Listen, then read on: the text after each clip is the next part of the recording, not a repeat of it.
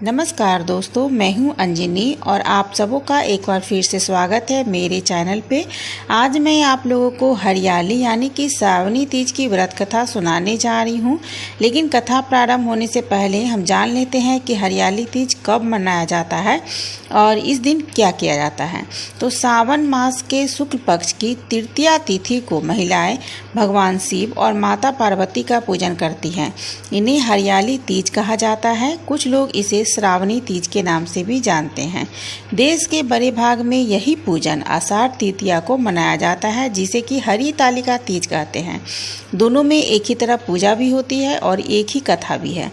श्रावण मास के शुक्ल पक्ष की तिथिया को श्रावणी तीज भी कहते हैं, परंतु ज़्यादातर लोग इसे हरियाली तीज के नाम से ही जानते हैं। यह त्यौहार मुख्य रूप से उत्तर भारत में मनाया जाता है। इस दिन स्त्रियां माता पार्वती और भगवान शंकर की पूजा करती है, निर्जला व्रत रखती है। इस व्रत को करवा चौथ से भी कठिन माना जाता है।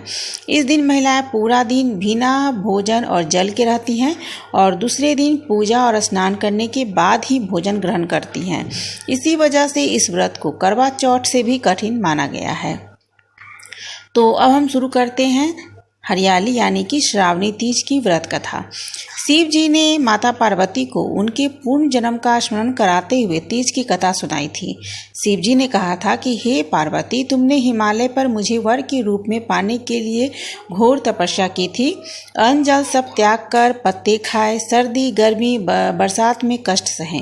तुम्हारे पिता दुखी थे। नारद जी तुम्हारे घर पधारे और कहा कि मैं विष्णु जी के भेजने पर आया हूँ। वह आपकी कन्या से प्रसन्न होकर विवाह करना चाहते हैं।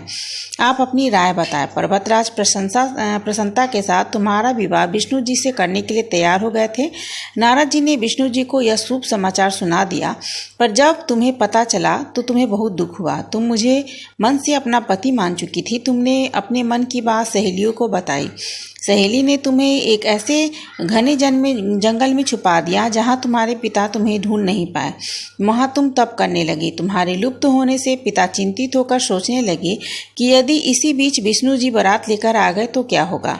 शिव जी ने आगे पार्वती जी से कहा कि तुम्हारे पिता ने तुम्हारी खोज में धरती पाताल एक कर दिया, पर तुम नहीं मिली।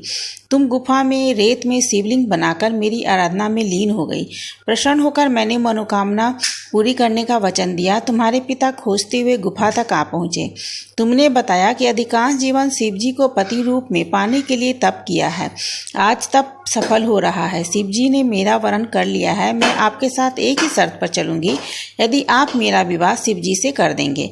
पर्वतराज मान गए। बाद में विधि विधान के साथ हमारा विवाह हो गया। हे पार्वती, तुमने जो कठिन व्रत किया उसी के फलस्वरूप तुम्हारा विवाह मेरे साथ हो पाया। इस व्रत को निष्ठा से करने पर स्त्री को मनवांछित फल मिलता है। उसे तुम जैसा अचल सुहाग का वरदान भी प्राप्त होता है। तो दोस्तों, ये है हरियाली तीज की व्रत कथा। अगले वीडियो में मैं आप लोगों को बताऊंगी कि हरियाली तीज कब है, उसकी पूजा विधि क्या है, उसकी विशेषताएं क्या है, महत्व क्या है और हमें हरियाली तीज क्यों करना चाहिए। तो अगर आप लोगों को मेरा ये वीडियो पसंद आए तो मेरे चैनल पे बने रहिए। चैनल को सब्सक्राइब कर लीजिएगा, बेल आइकन को प्रेस कर दीजिएगा, जिससे कि जो मैं नेक्स्ट वीडियो अपलोड करने वाली हूँ कि हरियाली तीज कब है और उसका महत्व क्या है, वो वीडियो भी आप लोगों को देखने को मिले। तो दोस्तों, इसी के साथ आप लोगों से विदा करती हूँ। जय शिव शंकर, जय माता पार्वती। हैप्पी हरियाली तीज।